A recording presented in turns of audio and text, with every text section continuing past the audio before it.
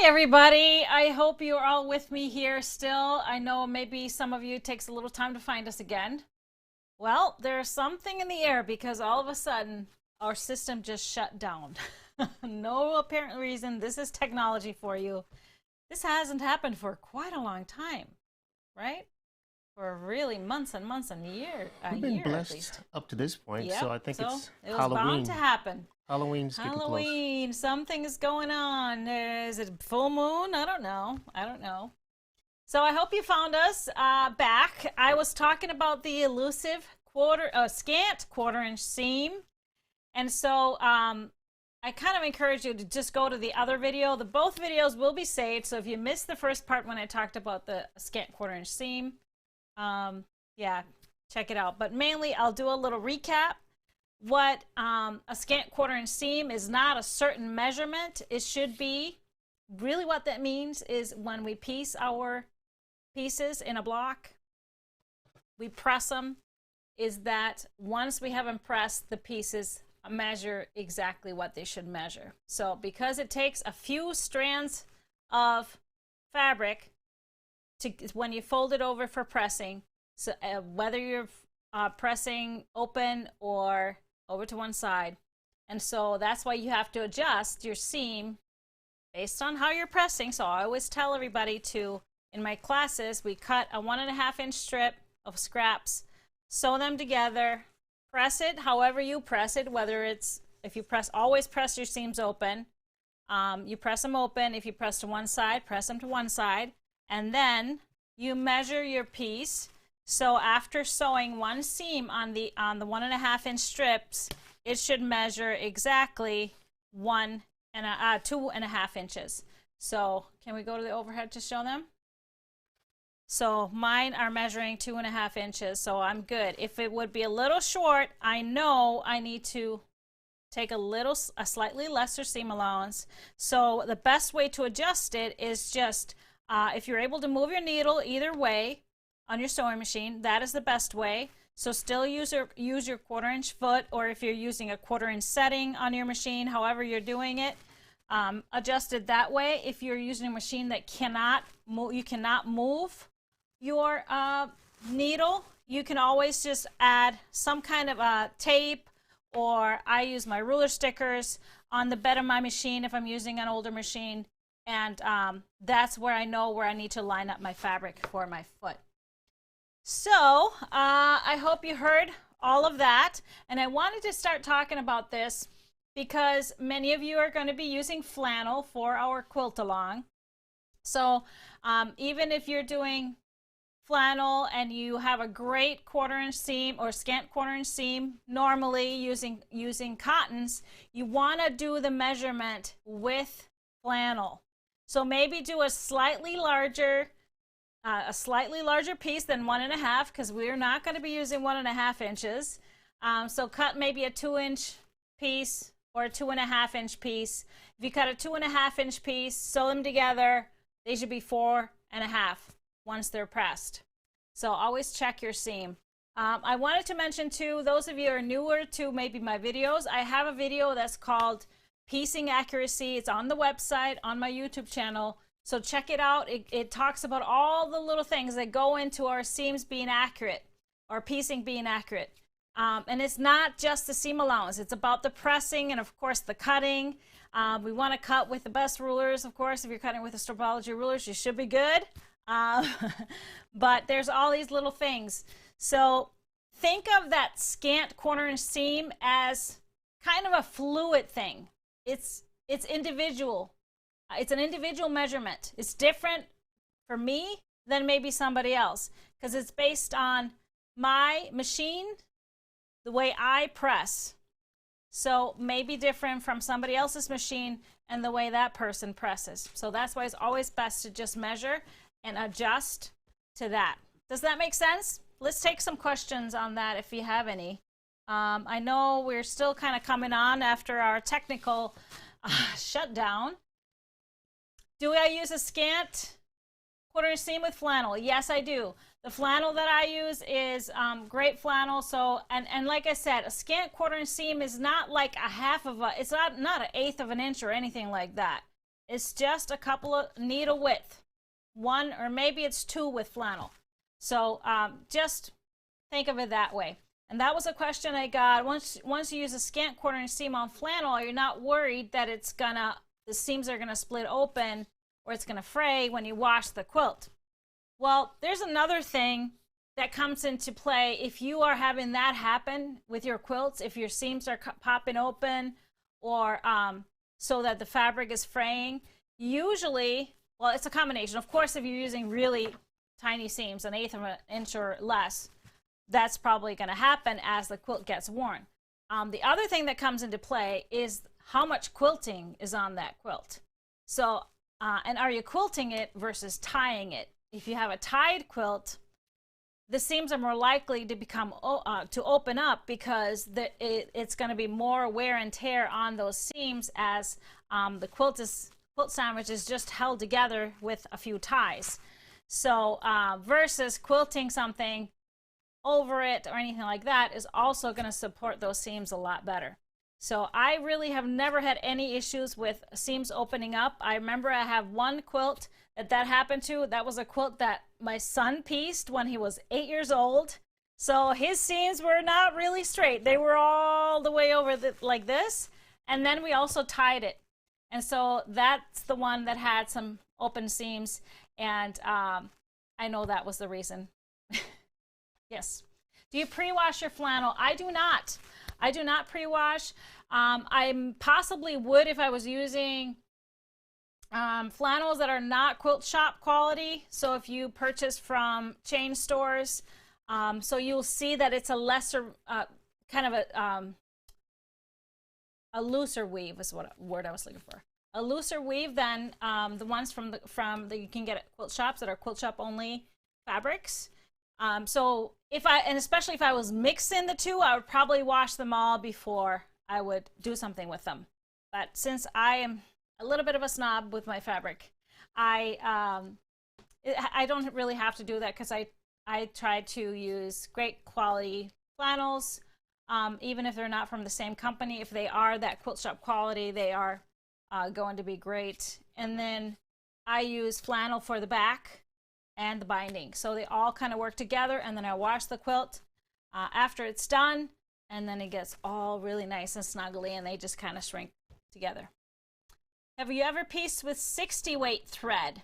I have not. No, I piece with 50 pretty much exclusively.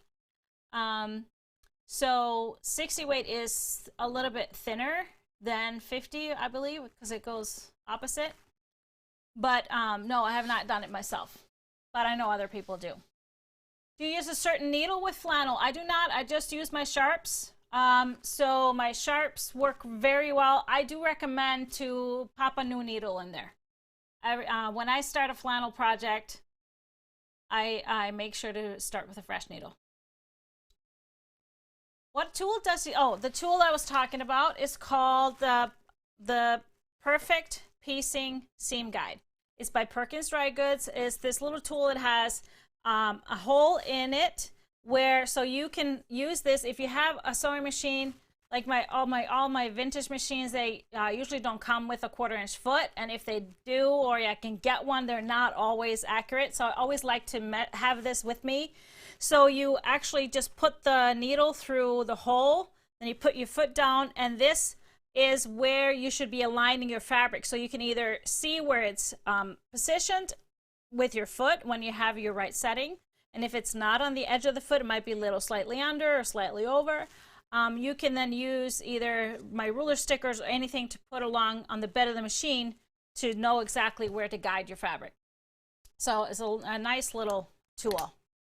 Would you starch the flannel? I have never done that, and honestly, I don't know if I would do it if I was doing something that I'd be doing a lot on the bias, but for Phoenix, we're not working with any bias edges, so I did not do that. You can if you want to, but of course the flannel is just thicker, so you probably would need a little bit more of a soak than regularly. But do you have to clean the bobbin area more with flannel? I really haven't had to do that. I do make sure to always clean my bobbin area after every quilt I sew. So if I'm piecing a quilt top, once that top is done, it's time to clean out. It's just a habit, and if you get it into a habit, it's really great. So I don't start a new one until I just clean it out. So about 3, maybe 3 bobbins, and then it's time to clean up. 2 or 3 bobbins. What stitch length do you use with flannel? For me, this is a personal thing, because you should really watch your machine. If your machine is struggling through the layers, then you can increase your stitch size a little bit, stitch length a little bit. It's just kind of the same as when we're doing quilt as you go. If you feel like it's not moving through, so then increase your stitch length. It's going to help everything through. Now with flannel too, if you do have a built-in walking foot on your machines, that what is it called? A dual feed system, like the FOFs have, and I think some other machines now have it. The FOF has had it built into them. That is going to be helpful. I have a walking foot, but I don't like to use my walking foot for flannel because my machine works through it really nicely. So I don't have to use just my stitch length. Another thing you can do that I used to do on my old machine is I could release the pressure of my pressure foot, so I could lift it a little bit, so it would help when you're sewing through thicker things. So, but honestly, the Phoenix pattern, it's very simple. It's squares and rectangles, and there's not a lot of seams coming together. It's all for a reason. And so we don't really have where we're piecing through multiple layers of the flannel, so it's all good. What machine do I use now? I use my Baby Lock Solaris, is my beautiful Sola machine. I love piecing with her, and everything is a breeze. I got her about a year and a half ago, almost. Over a year ago, yeah. And it's just beautiful. It's a embroidery machine, but I love piecing on it. A dual feed, so FOF has that built into, so dual feed is also like a walking foot. So the walking foot is feeding both from the top, and then you have your feed dogs moving on the bottom. So it's kind of moving the fabric evenly through. So FOF makes a machine where the foot kind of walks a little bit. It's not quite like a walking foot, but it's called dual feed, I believe. And they call, like, each company calls that system of different things, which I don't remember those names. What batting is best to use with flannel? So I like to use a lighter weight fabric because the flannel is thick. I use usually poly in all my quilts because it's light, quilts nicely, and the quilts lay really flat. It doesn't hold creases when you fold them. But I love to use, if I want a really warm, nice flannel quilt, I love to use wool as well. So wool or poly. I would kind of stay away from, well, you can of course use 80-20 batting. My preference is just that way. I would, yeah. They can tend to get pretty heavy if you're using full-on cotton. No rush, but can we please find out what those gorgeous fabrics are on the right side of the screen used in Phoenix? Yes, I showed you all of these, and I will go back through them. I showed you all of these on Friday's show, Happy Friday show. So we'll go through them all. And I hope everybody has found our feed again. We were 20 minutes in and everything went black. Sorry, everybody. But Mr. HP got her up and running again. Just need a little reboot. I don't know. We don't really know what's happening. All right, so any more questions on the Scant 1/4" seam, or are we ready to move on? Okay, so we want to talk a little bit more about the Phoenix quilt along. Of course, this past Friday, during Happy Friday show, I showed you and we revealed the look of the quilt. So let's put up that cover of the Phoenix quilt. The name of it is Phoenix. I explained a little bit why I chose that name, and that is because I feel like we went through all kinds of fires these past 18 months and challenges, and yet we are stronger than ever, made it through. Maybe not all the way through, but we are here. rising up, having learned so many things and probably permanently made changes to our lives. I know we definitely have made some permanent changes to our life, which are many very good, very, very good. So the bonus is we get to do this every single week with you guys.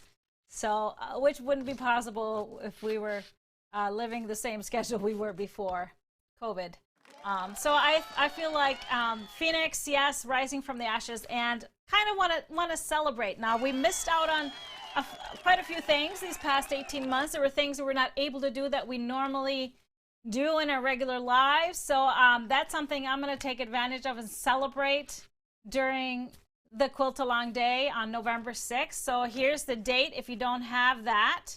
On November 6th, the pattern is Phoenix, and it'll be a full day of fun for sure. So I'm going to take the opportunity to have some fun each segment by celebrating some of the things that I missed out on, and we missed out on some of the things we really missed. But you know what? We created new things as well. So let's take a look at those Phoenix quilts. We've made quite a few. Let's start with, well, this one is made with flannel, made with our fall fantasy flannels. So we had a bundle that was greens and blues. So this one is made with that bundle. This is the lap size. The quilt is available in 3 sizes. This is the lap size. And then we have the one that was on the cover that is hanging on the wall behind me.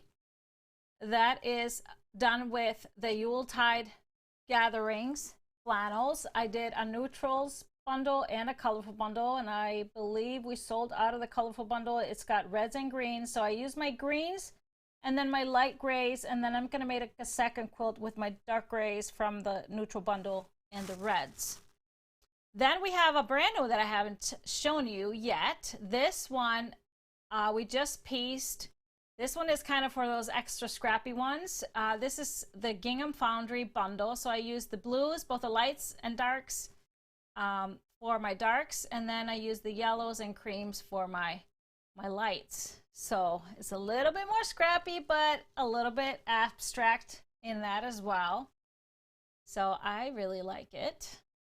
And then we have one where I used the Madison 1 bundle. I just cut 10 of the fabrics into fat quarters. And then I have a single background. So I used Tim Holtz, one of his new ones, the matte fabric, the excursion fabric for my background. So that's the one hanging on my left. And I really love it. I love all of them. So the options for the Phoenix quilt is, oh, we have one more. Yeah, the one hanging in the corner. So this one is made with our flannel.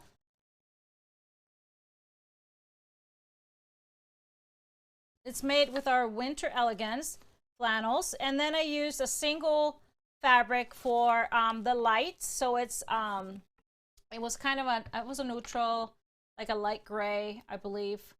And so we have quite a few of those in the store now. They're available in 3 yards because for the lap size you need a little bit over 3 yards, so you can use the rest of it for binding, which is great. But I love how this one turned out, really graphic. So if you want to make something that has more contrast, you can do a single background, and that could also, of course, be dark or light or medium or whatever, just as long as it has a good contrast from all your other ones. So either way it goes, it just all depends on what kind of look you want for your quilt. So how do we get the pattern? The pattern is available on the website, Phoenix. It's a PDF only. So you go to and you purchase for $10. What you will get, of course, you go to your downloadable files in your account, and there will be one sheet there, a PDF with just your fabric requirements. Yes. We only give out fabric requirements for now, but here is the full schedule. So our full schedule is available on the blog. We have created a Phoenix Quilt-A-Long blog already so that you know when everything is coming. So find this sheet and print it out. So Friday, October 29th. So a week from this coming Friday, is when you will have your cutting instructions. So that's a good week before the quilt along. You'll get your cutting instructions and a video of me showing you how to cut it all, whether you're using fat quarters or a full yardage for your quilt. So that will be a whole week, so you can get all of the things cut. And then on the following Monday, the recipes will be on the blog if you want to have some fun with us on that. And then Friday, November 5th will be full pattern available in your account. So 24 hours before the quilt along will be available on your in your account. And then of course, Saturday the 6th, we kick it off at 9 a.m. and sew together, all together. So I wanted to mention, you know, I talked about how it's a simple quilt. It's a great one to start with. It's great for flannels because of that. But it's also just a great beginner's quilt. So if you know somebody that has always wanted to quilt or learn how to quilt or has done a little bit and wants to get back into it, this is a perfect one. So invite somebody over, invite somebody to quilt along with you. It's going to be a great one. And I have some tips for you. If you are getting together for November 6th and have multiple people in the same room or same house working on it together, here are some tips for you. I totally recommend that you only have one device that you all watch the live. Because if you're going to try and connect on multiple devices, it might just jam up your Wi-Fi when multiple people are trying to watch. Plus, you will have sound kind of probably issues back and forth, right? What is that called? Echo. Echo. A great thing if somebody can either hook their device up to a TV so everybody can watch the live part. Now then, after we are done with the live part, so we go live 5 times, we're live for about 20 to 30 minutes, and then we don't go live for another couple of hours. But in the meantime, you can watch that over and over again. So afterwards, y'all can just have your own device to watch if you want to go back and forth in the instructions. So that's easy to do. But I always recommend having one screen for everybody to watch the live. All right. I don't have to tell you anything about setup because I'm sure you know how to get things set up. But that's kind of the one thing I wanted to make sure you have your schedule so we all know. Set your little alarms too, because we get lost in the sewing and piecing bliss. So set your alarm to go off when we go live. You can do that now because it's at 9, 11, 1, 3, and 5 Central Time. So adjust it to your time zone. Set your alarm that morning or the day before so you get a little ding when we're going live. Carrie's asking, will you notify us when the rest of the pattern is ready? Do we go to your site? Yes. So you will get a notification email, but you can always just log on. You don't have to go through the email to get to your stuff. You just go to gequiltdesigns.com, you log into your account, and you click on my downloadable files, and you'll find the Phoenix, and that's where we'll add all that content. So yes, you will get an email when it's ready. But you don't need to always have the email to get to it. All right. All right. So anything else about the quilt along? Yes, we have one. We have one more Phoenix in the works. We have 5 now, and counting. Yeah. All right. So it would be nice to have a blank coloring page to check out potential fabric colors. I have done that in the past, so I will see if I can get that ready for you and include that on your, just give me a few days, okay? Give me a few days. All right. All right, sounds like a fun day, says everybody. It's going to be a fun day, as always. It'll be a great day. Okay, I've got some fabric to show you. We have some new things in the store, and I think it's very appropriate with all of our issues that we start with this one because it's cocktail fabric. It's called Mixology, and it's a 10-piece collection with just a little bit of sparkle. Yes, there is just a little bit of glitter in this, but it's so festive and fun. So perfect to make some fun gift items. Maybe our gift bottle bags for Christmas or birthdays. I love this typography print. So this is a 3 wishes, so it's a great price for the bundle. I believe it's $49 for a 10-piece. So love the different kind of fonts. Then we have some fruit, all the fruits that go into the cocktail.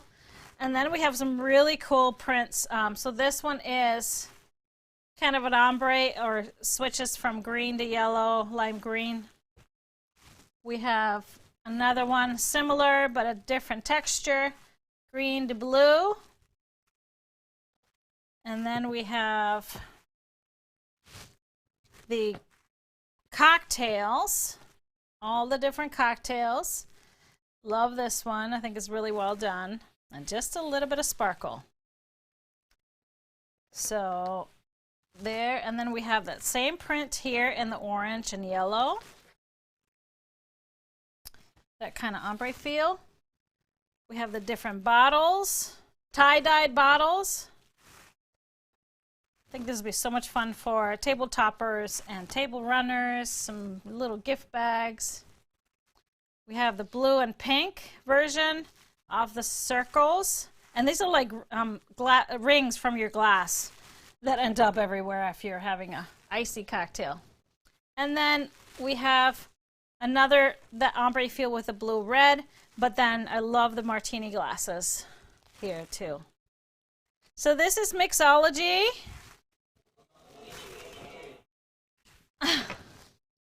Was that the party going on? We have a party, clinking of glasses? Oh, of course. So I did pull some fabrics if you wanted to throw in some a little bit calmer fabrics. I started with some turquoise, the Nature Element Ocean Breeze, or the Chalk and Charcoal in the Capri color. Had to do some hot pink because the pink cosmos and everywhere. So we have the Prisma Elements and the red rhodonite, and then Spectrostatic Electrica, hot pink.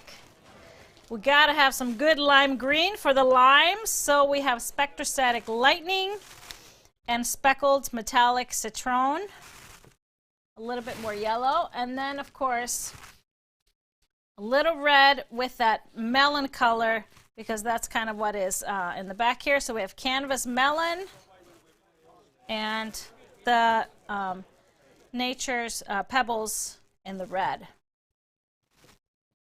Really cute. Now if you wanted to throw in some neutrals with it, I mean, you could go totally Whispers in the Jack's White, because that's a great match with these whites. But I would probably go with something fun and colorful, like the Beguiled Hearts in the white, the Rainbow Hearts, or the Star Bright in the Sprinkles of Stars, because it's kind of got a lot of color, and so it kind of ties it all together. So I love this, of course. May have to be some gifts going on this household from these fabrics. Mixology by 3 Wishes. Just a little bit of glitter, a little bit of sparkle. All right, so next one up is actually a kids line. And I really love it because it's neutrals. So a lot of folks making baby quilts these days are kind of veering away from the real baby colors. And of course, we want to be gender neutral. And we all know that infants see black and white, really good contrast. So I love this line. This is called ABC Menagerie by Dear Stella. So it is so adorable. So we have this print, which is kind of the alphabet and all the animals. So there's just, fabrics are just white and black. So it'd be great to do anything, lights and darks, of course. And then you have the opportunity to add really any color. So we have the ABC print. There are 10 prints in this one as well. So we have the animals, in a smaller scale. We have the zebras. And then we have this really cute print with all the letters. And we have the sloths. So cute. Then into the blacks, we have giraffes. We have a small print that's tiny little hearts.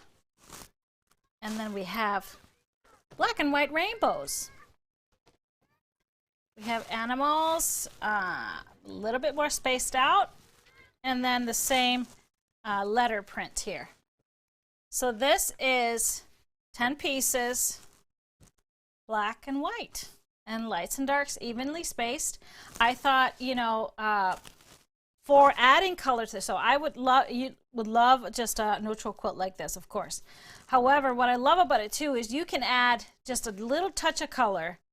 You can add multiple colors, or you can add just one color as like a focus print. So use any of my patterns that would be in that category of scrappy with focus, and this would be so cute. So I kind of just pulled some ideas for a focus color.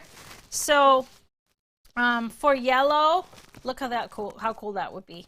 The Prisma and the Solar Quartz would be a great option. If you want a little spice, see chalk and charcoal and the Sprout, a little limey green. For red, the Grunge Cherry, nice little pop of red. If you want to do purple or this plum, I love this plum color with these black and whites, canvas plum. Blue, the Jot Dot Cornflower is really nice and bright with these, and fun with the circles. And then the Ocean Breeze and the Nature Elements.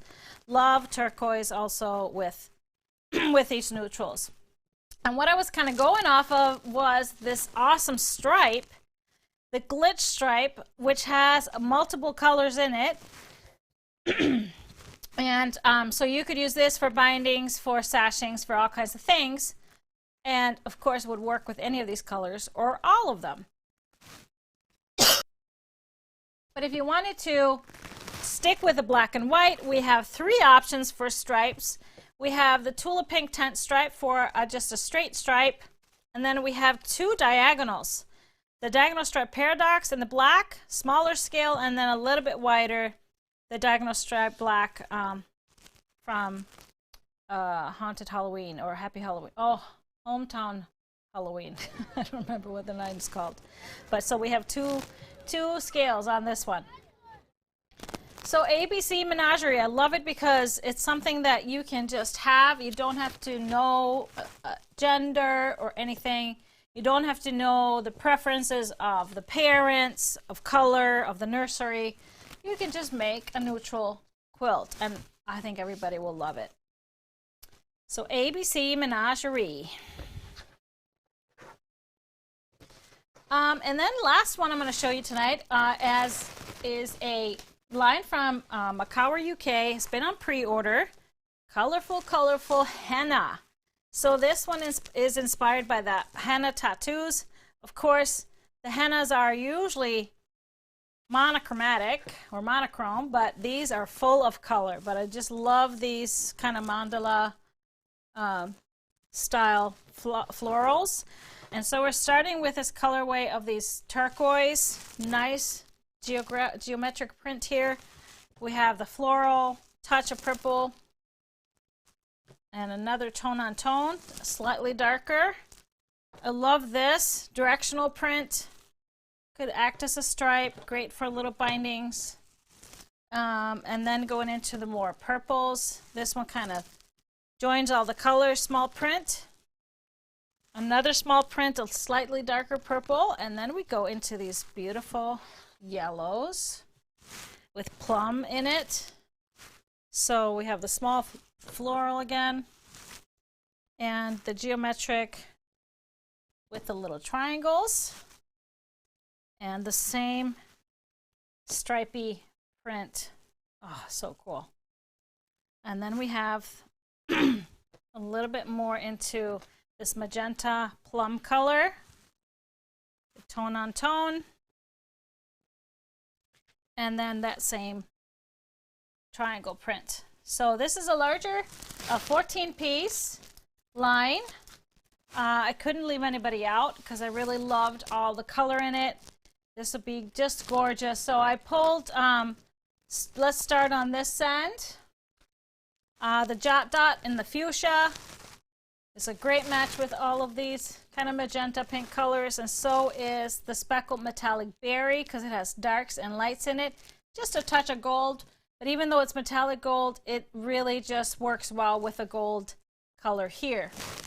As for the golds, I wanted to use the Moonscape Marigold's perfect match, and then just a little bit slightly lighter for the lighter hues, the Jacks and the Beeswax. And then as for the purples, they are kind of sprinkled throughout. So we have these deeper tones in the Canvas Amethyst, and then the Spectrostatic in the old Amethyst, a little bit more plummy, but still works with all of these tones in here. And then we have the turquoise, the spotted turquoise as your darker, brighter one, and then the dimples in the robin's egg, a great match with the lighter hues. I found a couple of stripes that would work, or stripy fabrics. We have the Stratosphere in the magenta, which is kind of a, you know, a little watercolory, so it has that stripy effect. And then also the Sunshine Soul stripe, which has all the same colors, the yellows, the purples, would be a really fun stripe to use with these. So this is Henna by Macawer UK for Andover. Beautiful line. And so if you pre-ordered henna, it's on its way to you today. So that is all cool and ready to go. Which one's your favorite of today's selections? I hope you love them all like me. Well, I have a couple more things to show you. Just to remind you, we have some flannel mystery bundles. So these mystery bundles are 6 pieces. Colby just wanted to say hi to you. He's excited about the flannel. He's excited about the flannel mystery bundles. Yeah. So they are 6 half yards for only $30. A great way to stock up, add to your stash. We still have a few of those. And then we also did a flannel forget-me-not. So forget-me-nots are a remnant bundle. So they are salvage to salvage, but different size pieces that measure totally a total of 3 yards for only $26. So check those out if you're wanting to add just a little more flannel to your collection. And that's a great way to do that. All right, so do we have a live winner? Now you had to go back to the other feed and do a random drawing from both feeds. So our random generated winner today is $25 gift card going to Debbie Stark. Debbie, you have won a $25 gift card. Congrats, congrats. We will get that to you. Send us a quick email. I believe I have your email, so maybe we'll just send it to you right away in the morning. Now, of course, your second chance to win is answering this question for another chance to win a $25 gift card. Now, we have Halloween coming up. Do you hand out treats on Halloween?